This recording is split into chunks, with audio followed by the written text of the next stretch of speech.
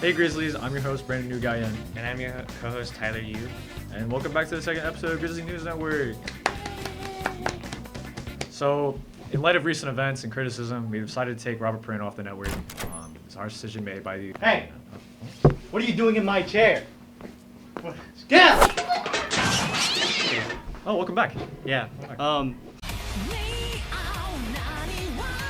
Okay guys, I'm going to give the basic rundown on the finals week. So finals week is going to be held on Thursday and Friday, and I think Thursday is going to be focused on first and second finals, and then Friday will be focused on third and fourth.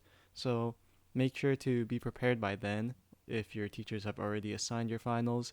And then also, after this week we have winter break, and then we come back January 9th. So yeah, just make sure to keep an eye on that.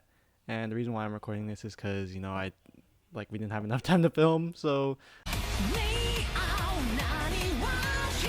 If you did not know, robotics had a super important league meet over the weekend over last weekend. And they won. They destroyed everyone and everything in their path. To celebrate this major event for Jefferson, this major win, because we've been only taking L's since the start of the year. Actually, I don't really know if we have. I'm just saying we don't really know. Yeah, so to celebrate this major dub for Jefferson, we are gonna call on Jeruel Abude for a exclusive interview. Yay! Okay. What is your club about?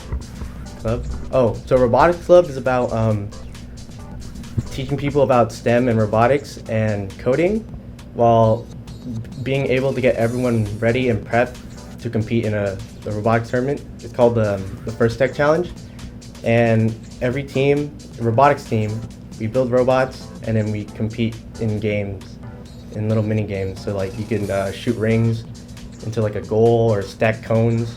There's some mini games we do, and robotics club is more than just that. Because even after you can get awards for just winning the game. We also get awards for maintaining an engineering notebook.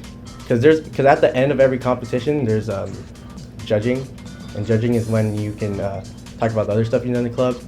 So you can get some awards for doing outreach in your local community about STEM, or you could document your coding. That can get you an award and stuff.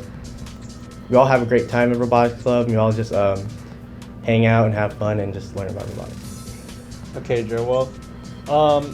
What do you do at Robotics Club? Well, what I do, I'm the Robotics Club president. I just make sure everyone has a task to do in the Robotics Club, and I guide them if they need help. I'm also the lead programmer, so I also teach our freshmen mostly on how to code and the basics of coding and fundamental coding concept. How long have you been with Robotics Club? I've been in Robotics Club since I was a freshman. Yeah, this is my fourth year.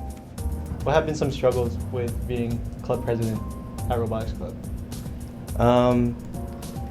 Well, it's just especially for me, because this is my first time in a leadership role, just being able to get everyone to just focus and just lead them. Because I'm still learning. That was my first thing. If you could tell something to your Robotics Club right now on camera, what would you tell them? You guys are awesome. Rumor has it is that you're secretly meeting up with teacher after club meetings. What are your responses to these rumors? Wait, is this what? Oh, that was awesome, right, Brandon? Yeah. From person in junior year, why did they change the schedule to a 4-4? And will they ever change it back to 6 classes? That's actually a really good question. I think they changed it to 4-4 because of quarantine. Just because they wanted to balance out all the schedules within all the schools. Because I remember at my old school, it was 4x4.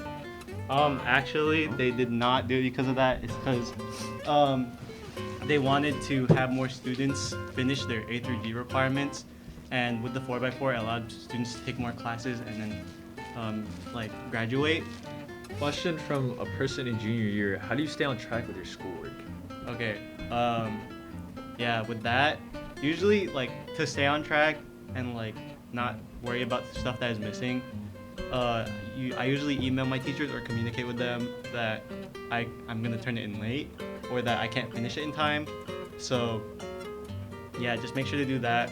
And I don't know, but most of my teachers have been flexible with their due dates, so it may be different for you.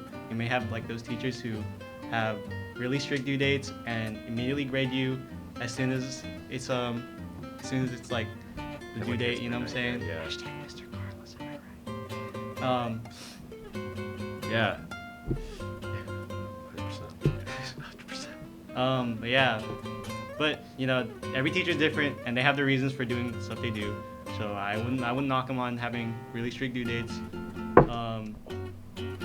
Just in the end, make sure to just communicate with your teachers. So, okay. Well, Girzzly, that ends today's episode of Girzzly News Network. If you have any other questions, you can submit them by scanning the QR code present in the top right corner of this video, or go in the description and submit questions in our Google form. Bye. Did it again. Yeah, we did. We're the best.